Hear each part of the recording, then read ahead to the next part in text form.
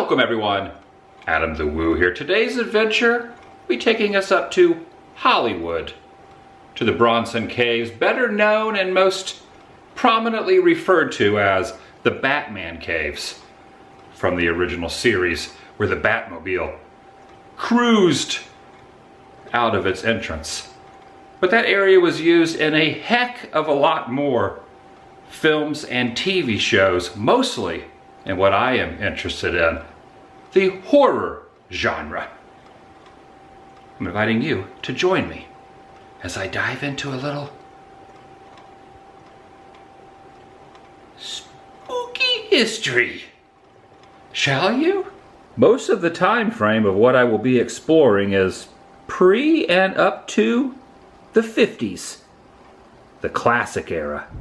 Let me get this straight. You're saying some of the stuff from that era is a little more cheesy than frightening? There goes the Metro Rail. About to turn off here at Bronson Ave, where the caves got their name. And yes, there is a correlation with Charles. He changed his last name to Bronson because of this road. He thought it made more sense than his real last name.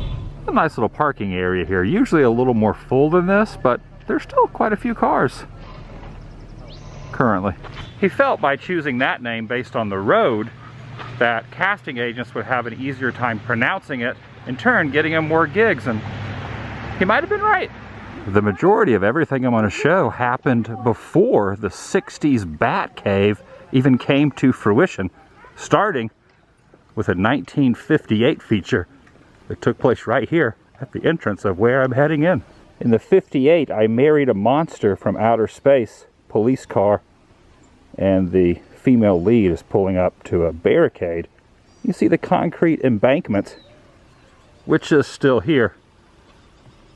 Smokey the Bear has now procured this spot. I've also read that its scary documentation could date back to 1933, the Vampire Bat, or White Zombie, which is a classic favorite of mine. Keep in mind there is a laundry list of productions. I'm going to try to stay focused on the particular genre. Maybe kind of nestle into sci-fi a bit, but sticking with the classic horror. It's about a half a mile walk or so from the turning point back there. I do have my sunglasses, but the clouds kind of make it where it's really not necessary, and it's not too warm. It's beautiful out. Nice and cool. A little bit of elevation never hurt anyone. Well, it might have, but it's not really doing any damage to me at the moment. There's the parking area down there. And continuing on this pathway, there's some houses right there. You probably get a pretty good view. It should be rearing its head momentarily. Okay, I see it over there.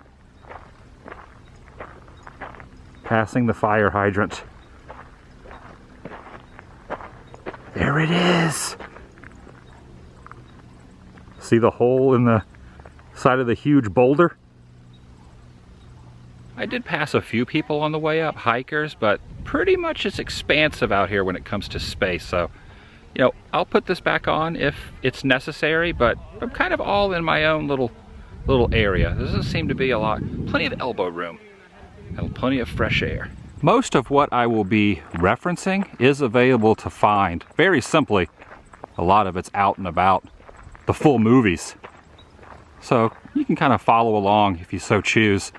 Also, the majority of the scenes that this cave was used for are towards the end of all the going to be mentioned films. You know, all the monsters and creatures throughout the course of the movie. You know, kind of the ending, the crescendo, they would go into their layers. The beasts, aliens, creatures' layers. Was standing over that direction, but I'm going to go around to the back side of this. Should we see if we can kind of looks like a mouth. Originally I thought I'd be away from others, but that wasn't the case. There's quite a few in this vicinity. It looks like a face and a mouth right there. There's the mouth, nose, and eyes. 1959's 1950 nuns, 1951, I don't know what I'm saying. Unknown world. There's the wide shot. There's the close-up of the two characters. And back to the wide shot. You can kind of see on the side closest to me, the dirt has fallen. You know, things change over, goodness, almost 70 years. Within eye view, that iconic sign over there on the side of the mountain.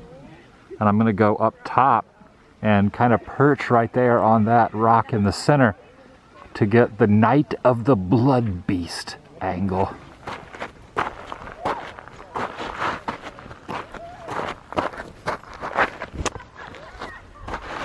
Certainly getting my cardio. Having this doesn't help much during this endeavor. I gotta continue up a little bit more. They were watching from a good distance up on this ledge. So notice the cave there, the back end of the cave down on ground level.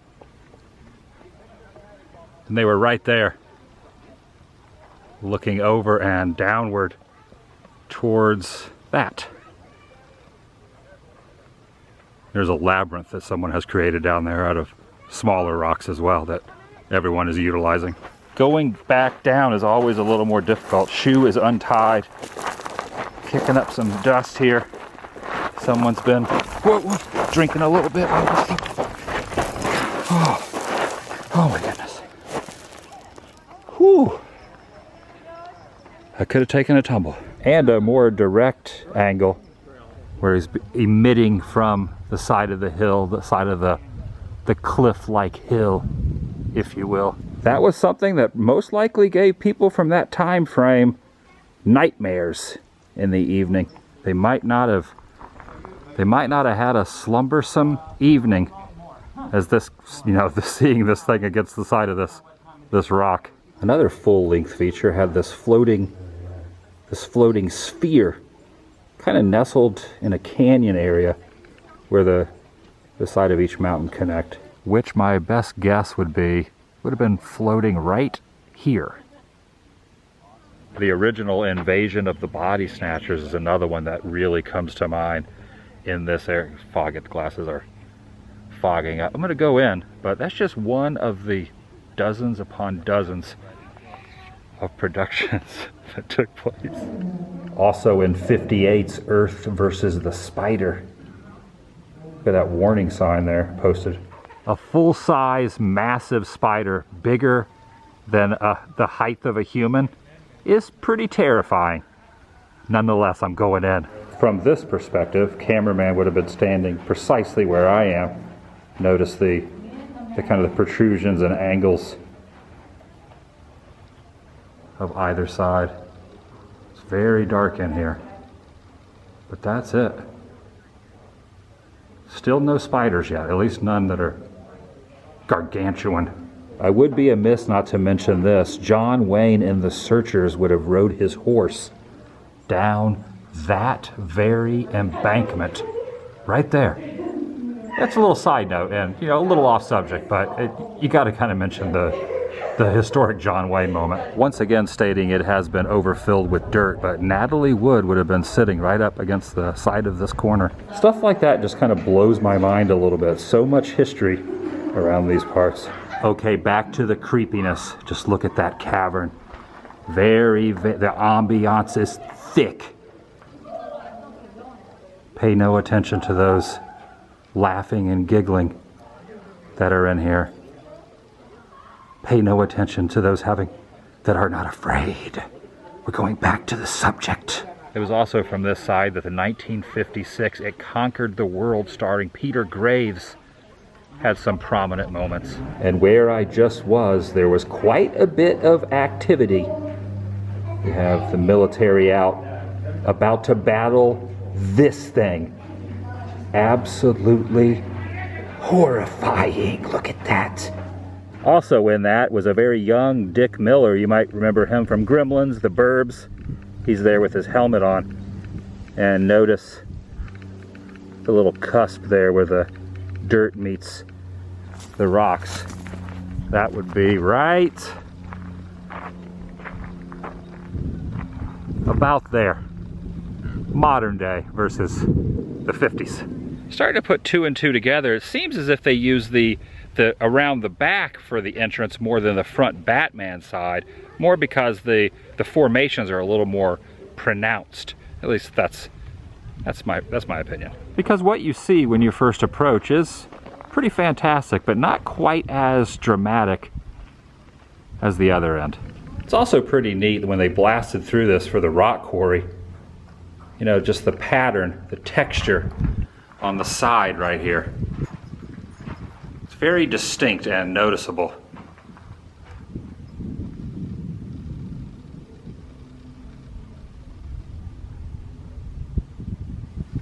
A brain appeared from another planet, and you could see kind of see how it just kind of encloses in. They once again used this right there as they made their entrance, which really wasn't the entrance. It was around the back. And then a hideous talking brain of very large proportions appeared right here.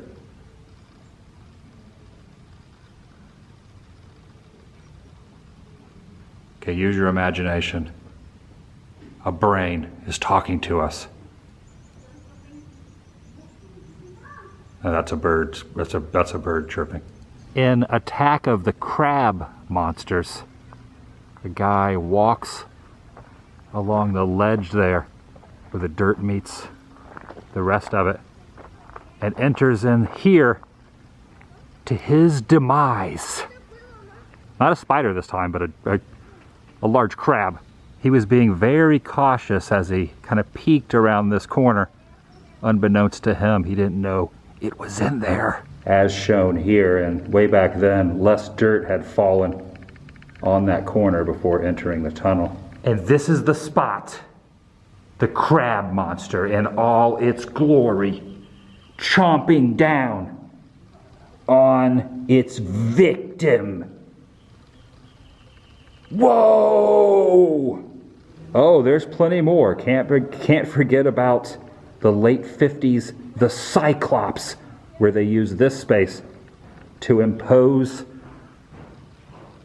a one-eyed, retinid creature. It was huge. His head was huge. They like blew his head up like massive in proportion to the other characters. Even a version of Dracula used this as his living accommodations. You can see the light at the tunnel there on the far end, which means he would have been right about there. This is not wanting to focus. It's very dark under here. It's all Dracula's doing. Dang you, you fanged cape thing. Whew, I had some garlic on me and it solved the problem. So the angle would be more kind of like that. And they mounted a lantern or some sort of light on the side of the wall there. The whole reason he was standing up waiting is for her to walk into his establishment. And that was just outside with the backdrop of that hill. That's not me making that noise. That's someone else in there giving the ambient sound effects. Now this is where she was walking. She had no idea what was in store once she went inside this cavernous section.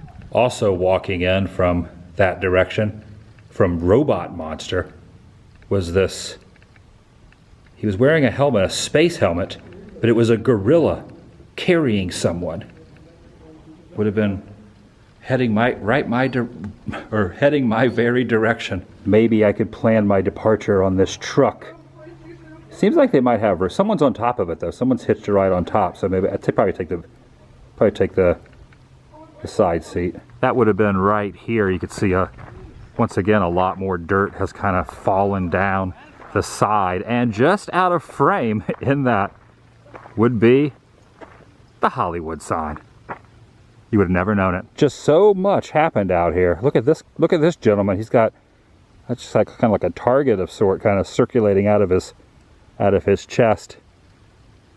That would have been like more or less right around this section. Yeah, give or take a few feet. Covered quite a bit, a lot more than I was expecting to get through. I had a couple spots in mind, but then I started to kind of dig a little deeper.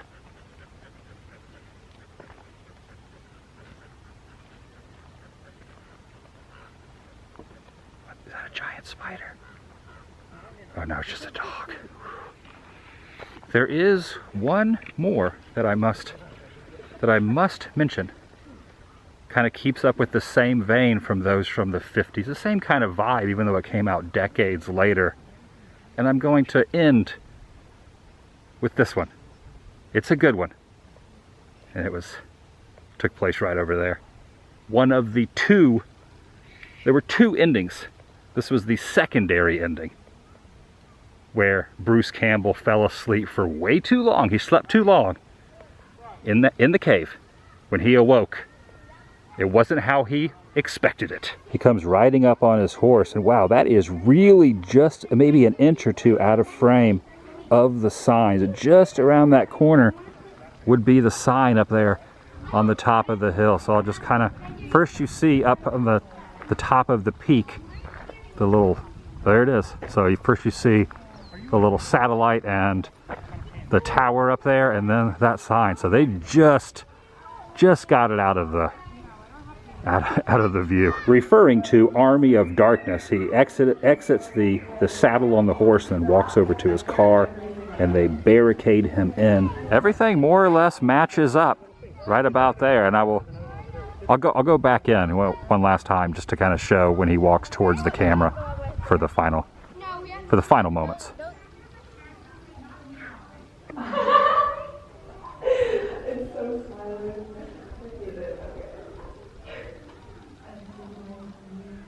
This place is a real beehive of activity. There's a lot of people wandering around and inside, and there he is, exiting with a rather decent sized beard.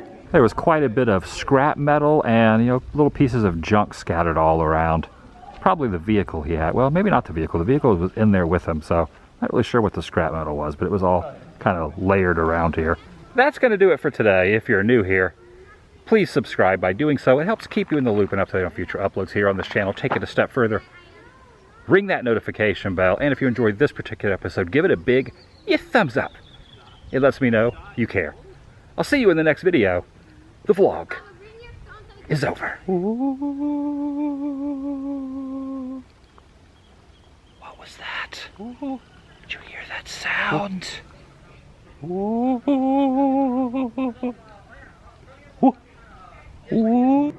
Had a pretty good thing going there for a moment, and then the battery I was using ran out of juice.